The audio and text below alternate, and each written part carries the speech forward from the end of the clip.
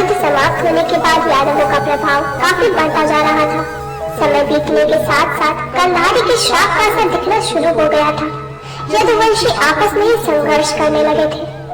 एक दिन सभी यदुवंशियों ने सागर तट वर्तमान सोमनाथ मंदिर के पास आपसी विवाद के कारण भयानक युद्ध छिड़ गया।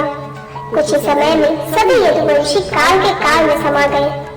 इस स्थिति को देखकर बलराम जी बेहद दुखी हुए और वहीं सागर तट पर बैठ अपना देह त्याग कर दिया और क्षीर सागर में चले गए।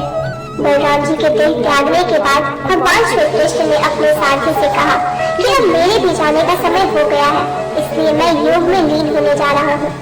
द्वारिका में जो लोग बच गए हैं उन सभी को कह दो कि अर्जुन के आने के बाद वह द्वारिका को छोड़कर उनके साथ चले जाएं। क्योंकि अर्जुन के द्वारिका से जाने के बाद मैंने समुद्र से जो भूमि द्वारिका नगरी बसाने के लिए ली थी, समुद्र उसे डुबो देगा।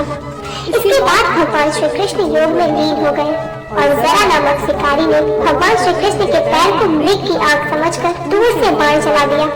इस बाण के लगते ही भगवान श्री कृष्ण अपना देह त्याग कर वैकुंठ चले गए। जब अर्जुन द्वारिका पधारे और सब हाल जाना तो यदुवंशियों के शव को पहचान कर उनका अंतिम संस्कार किया। अर्जुन ने श्री कृष्ण की पत्नियों को उनकी मृत्यु के विषय में कुछ भी नहीं बताया था। वह भगवान श्री कृष्ण की पत्नियों सहित उनके संतानों और द्वारिका में जीवित मनुष्यों को लेकर अकेले ही बड़ी सावधानी से इंद्रप्रस्थ के लिए निकल पड़े। उनके साथ द्वारिका की अपार धन संपदा भी थी।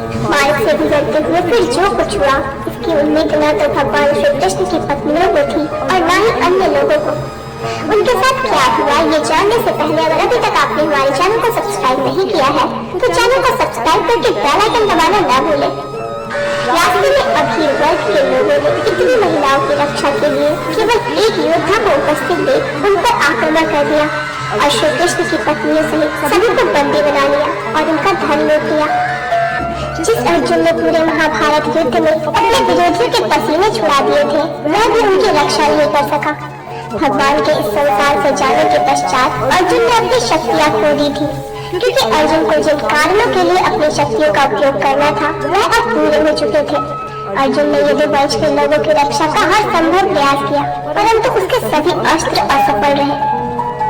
केवल श्री कृष्ण की 8 पत्नियां, बलराम जी की पत्नी और कुछ सेवक ही अधीरों के आक्रमण से बच पाए थे।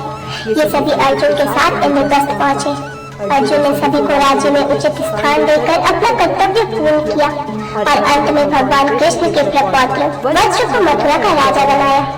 इसके पश्चात अर्जुन ने अष्टधारियों को भगवान श्री कृष्ण की मृत्यु के विषय में भी बता दिया, जिसके बाद रुक्मिणी ने जो देवी लक्ष्मी का अवतार थी वह अपनी ऊर्जा से अपना देह त्याग कर वैकुंठ चली गई।